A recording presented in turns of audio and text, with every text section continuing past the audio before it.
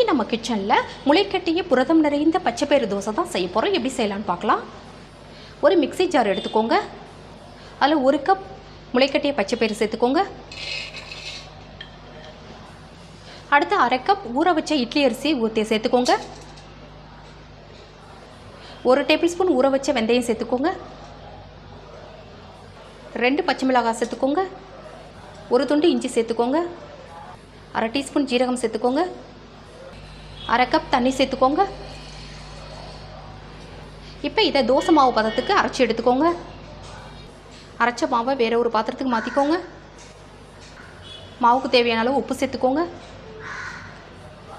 இப்போ இந்த பதத்துக்கு மாவு இருக்கணும். மாவு புளிக்க வைக்க வேண்டாம். உடனே தோசை ஊற்றிடலாம்.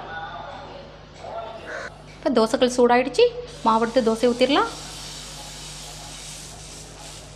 இதில் கொஞ்சமாக எண்ணெய் சேர்த்துக்கோங்க. இப்போ தோசை வெந்துருச்சு. தோசை எடுத்துடலாம். பாருங்கள், சூப்பராக ரெடி ஆகிடுச்சு.